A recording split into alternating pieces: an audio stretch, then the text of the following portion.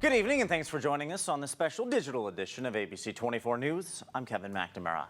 It's that time of year again. After Thanksgiving comes Black Friday. But 2 days after the holiday comes Small Business Saturday. All across the metro, small businesses had their doors open in what typically has been the biggest time of the year for these independently owned businesses here in the Mid-South. From Cooper Young to Overton Square down to downtown Memphis, small businesses have their open signs on in the hopes of attracting more business. As many owners tell us, business, especially for those small companies, has gone down significantly since COVID-19.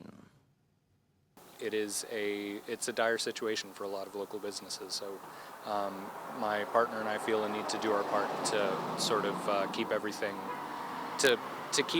running at least as best as we can contribute to. Our Scott Mattis will have much more on this coming up tonight on ABC24 News at 10 after the game.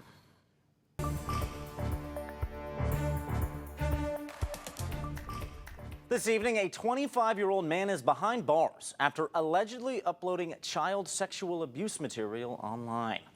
Elijah Tyler faces charges of sexual exploitation of a minor.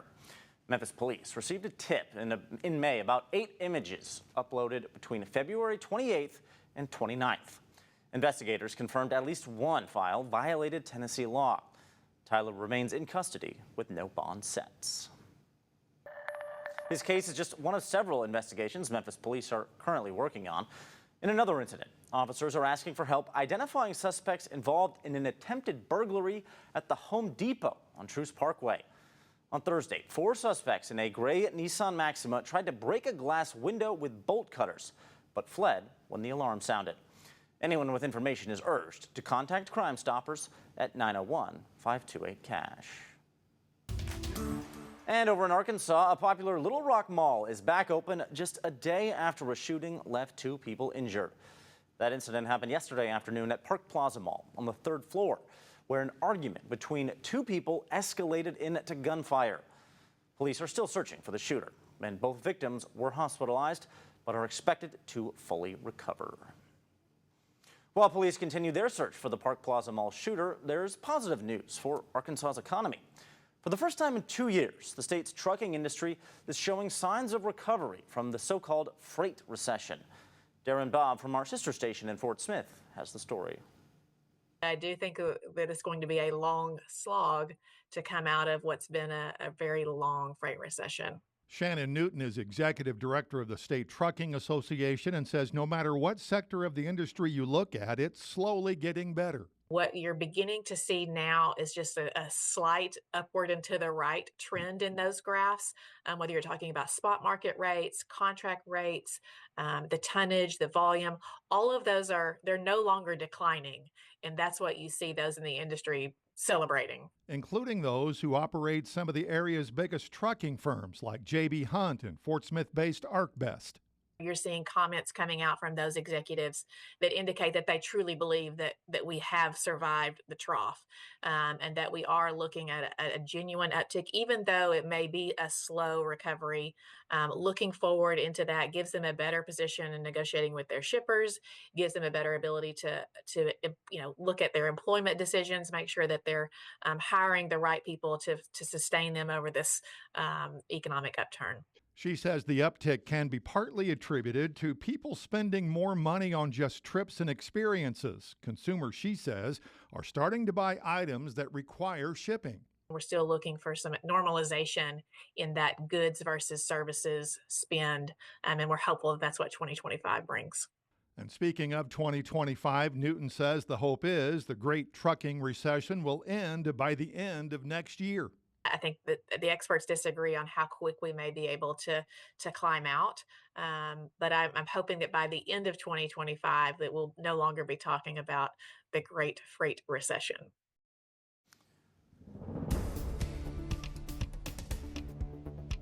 While the trucking industry shows signs of recovery in Arkansas, the surrounding region is looking back on a significant hurricane season. The 2024 Atlantic hurricane season officially ends today, with the Atlantic Ocean basin witnessing 18 named storms, 11 hurricanes, and 5 major hurricanes. Among the year's notable storms were Hurricanes Beryl, which became the earliest recorded Category 5 hurricane in July, followed by Hurricane Helene, which made landfall in Florida as a Category 5 in September, as well as Hurricane Milton in October. For more on today's forecast, we turn it over to meteorologist Trevor Burchett. Trevor? Well, it is a cold evening out there. Temperatures in the 40s right now, and as the sun has set, it's just going to get colder from here. Temperatures in the 30s by 9 or 10 o'clock tonight, and overnight, temperatures near freezing in Memphis with a mix of some starry sky and cloud cover. It does get a little colder, though, the further out you go. 28 tonight in Corinth, 31 in Bolivar and Forest City. It'll get to 30 in Dyersburg, 32 degrees tonight in Clarksdale. Back to the sunshine for Sunday. It does look nice tomorrow, but the sunshine is still not going to warm us up much.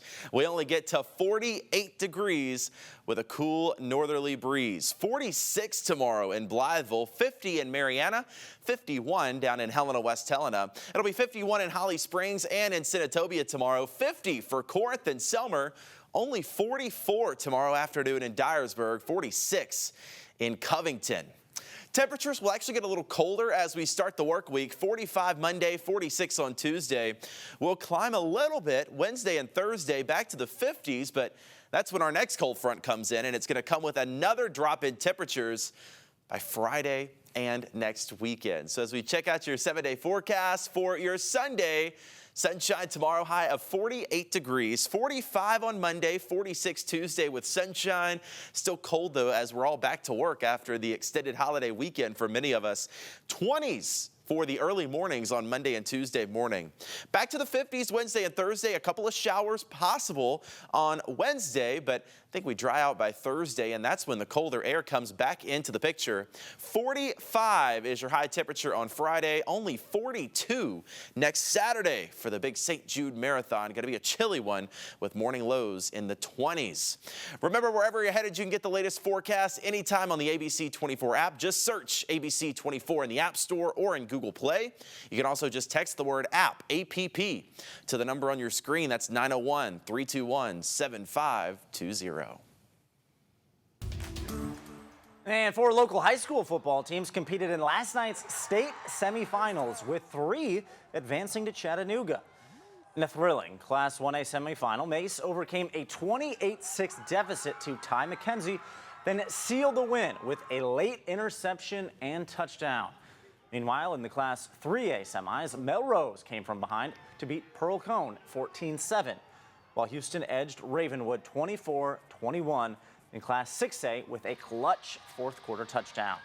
The Mustangs are now 1 win away from back-to-back state titles, which would be a first for a Shelby County Class 6A team.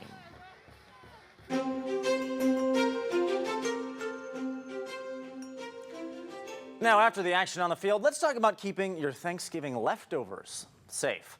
The Mayo Clinic advises eating leftovers within 3 to 4 days, so that's tomorrow or Monday at the latest, to reduce the risk of food poisoning. The USDA recommends reheating to 165 degrees and using a food thermometer for items like casseroles and meats. If you're using a microwave, make sure to evenly arrange the food, add some water if needed, and rotate it while checking the temperature in different spots. But now that your leftovers will be safe to eat, why not get creative with them? Well, if you're looking for new ideas, try using AI. Well, it's a website called dishgen.com, and it can help you come up with unique recipes based on the ingredients you already have. It's part of a growing trend of AI-powered tools designed to make meal planning easier. Just remember to double-check the results to ensure they're both safe and practical. It's only been a couple of days since Thanksgiving, but your refrigerator might still be full of leftovers. You may be thinking of sharing some with your furry friends, but are foods like turkey and stuffing safe for them? Ariane Daytil with our Verified team takes a closer look at what's safe for pets this holiday season. Thanksgiving leftovers. They may be super tasty to you, but be careful before serving that food to your furry family members. We checked with these sources, and they say many of the foods on your Thanksgiving table aren't safe for pets to eat. First up, the main event. While turkey is often used in commercial dog food and can be healthy for dogs when cooked plain, Thanksgiving turkeys are packed with flavor. Or at least they should be. And the fats, oils, spices, and seasonings used to flavor it, as well as the skin, can be dangerous to pets. That's because too much fat puts pets at risk of pancreatitis, which, according to the Pet Poison Helpline, is an inflammation of the pancreas that can result in vomiting, diarrhea, loss of appetite, and abdominal pain for your pet. So, it's a no for turkey. Next up, the holiday ham. According to the American Kennel Club, ham contains a higher fat content than most other types of meat. It is also often high in salt and sugar, according to Purina. Both are reasons why ham is bad for pets. So, how about the stuffing or dressing? Onions, garlic, and chives are all common ingredients in stuffing, and they're all poisonous to both dogs and cats, according to the Pet Poison Helpline. So it's a no for all of these items, too. But there are some plain foods often used in Thanksgiving dishes that are safe for pets. Apples, green beans, sweet potatoes, zucchini, winter squash, carrots, and popcorn are all on the Pet Poison Helpline's list of pet-safe foods. It's important to stress that these foods must be rid of all oil, butter, fats, sugar, spices, seasonings, and salt. According to the American Veterinary Medical Association, the safest way to treat your pet during any holiday is to share some treats or a holiday-themed toy. With your Verify, I'm Adiante Till. Now turning to another issue, food banks nationwide are struggling with high food prices and fewer donations. It's impacting millions facing food insecurity. And this evening, we explore what this means for those in need. For many, gathering around the dinner table is a source of joy and bonding, especially during the holidays. But for some, it can also bring angst as they figure out where their next meal will come from. I have never seen a line that long before. Chris Merrill lines up outside a California food pantry. Used to be that we would go inside and there'd probably be, maybe 50 people at the most. But now the lady was telling me that they're giving away food to 700 people. The high demand is widespread. In 2023, Feeding America estimates more than 50 million people turn to places like these for help. Their survey found that across the country, around 85% of responding food banks report seeing demand for food assistance increase or stay the same in August 2024 compared to August 2023. Now the unemployment rate has come down. We would expect the demand for food assistance to decrease, but that's not what has happened. It has stayed at this very high level. Adding to the hardship, as food prices remain high, donations are down. Makes it a real challenge to keep things going at the level that we want to. For those who are food insecure, the drop in donations is concerning, because for some, this help is a lifeline. Things are not getting better from what I'm seeing. Things are still getting really out of hand.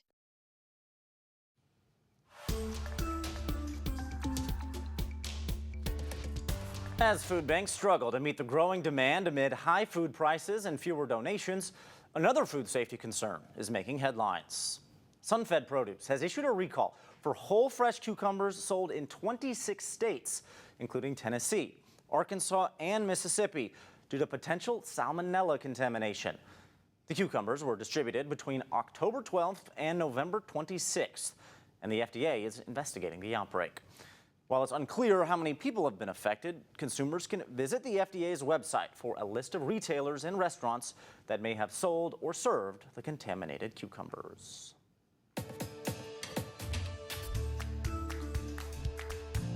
Candles are a popular holiday gift, but are some bad for your health? Well, research on candle emissions shows paraffin candles made from petroleum release harmful compounds found in air fresheners and car exhaust.